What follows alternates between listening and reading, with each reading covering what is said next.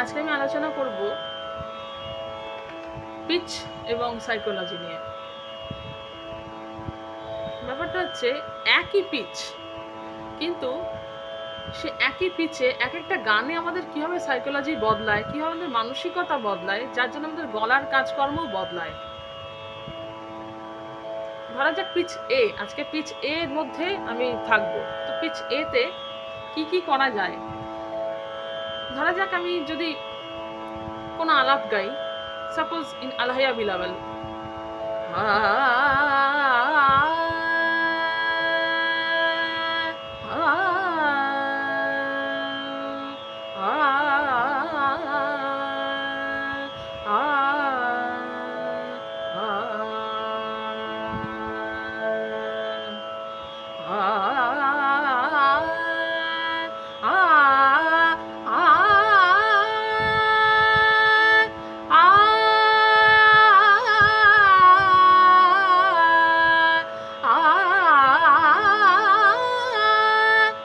কত যেন উপরে যাচ্ছি, তাই না? আমার গলাও কিন্তু প্রেশার পায়।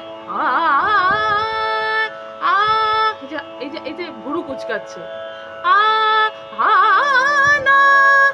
ভুরু কুচকাচ্ছে,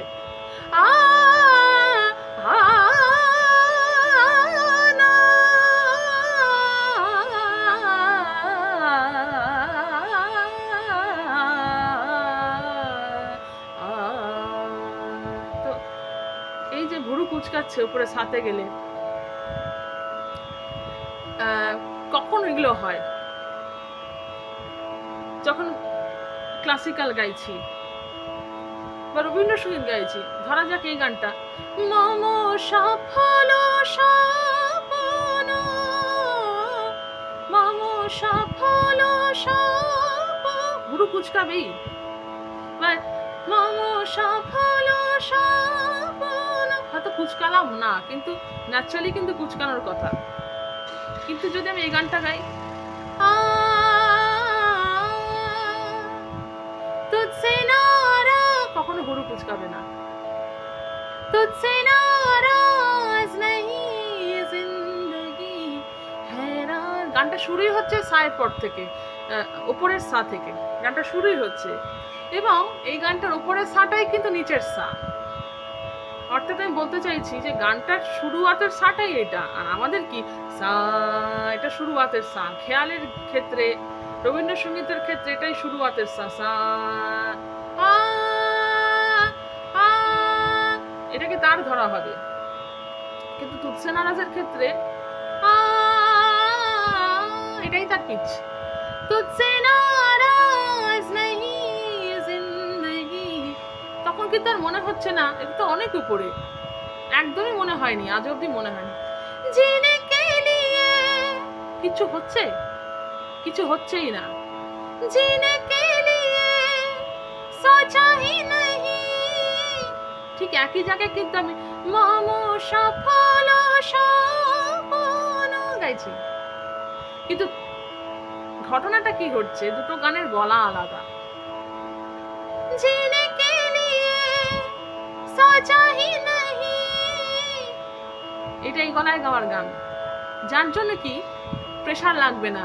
এখন আমি মম সফল স্বপন যদি গাই, it will sound like আধুনিক গান, it will sound like film music, traditional ব্যাপারটা থাকবে না। মম সফল স্বপন, তবে ব্যাপারটা রবীন্দ্রিক লাগবে, ট্র্যাডিশনাল ভয়েস যেটা,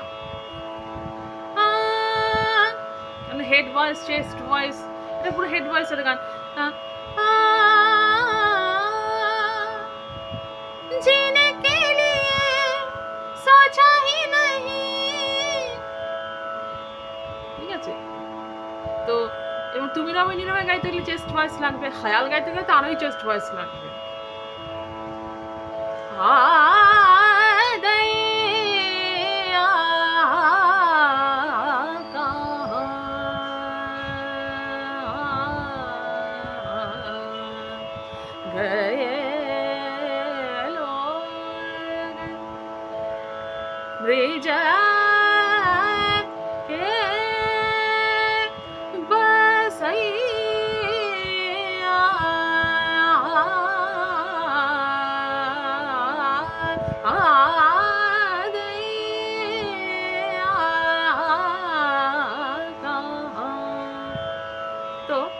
সেখানে আমি যদি গাই, এবার যদি গাওয়া হয় তুমি রবিনি, পুরো যদি ফলসেটে গাওয়া হয় গানটা, মম সফল স্বপ্ন তুমি ভরিবে, এভাবে তো মানুষ গায়, কিন্তু আমি পছন্দ করি না।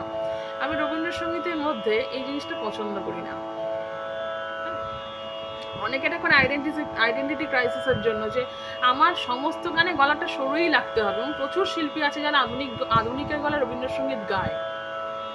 হ্যাঁ, তখন রবীন্দ্রসঙ্গীতটাকে মনে হয় যেন মানে ফিল্মের গান এরকম মনে হয়, তার যে ভারী সেই ওজনটা থাকে না।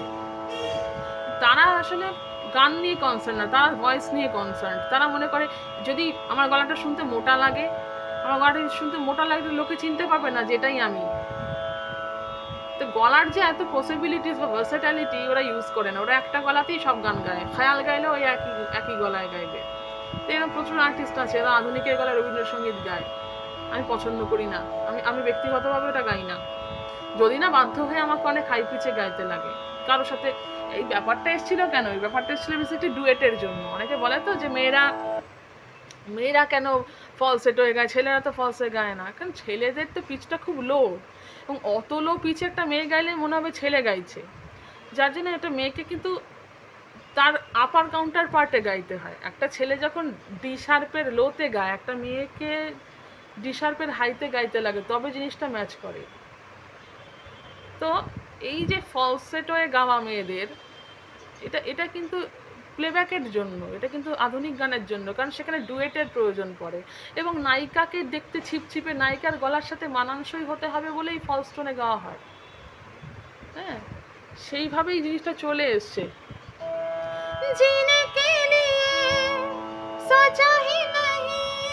এই একই জায়গায় গাওয়া হচ্ছে মম সফল স্বপ্ন, আরেকটা গাইতে গিয়ে আমার জীবন বেরিয়ে যায়। কেন? ওই যে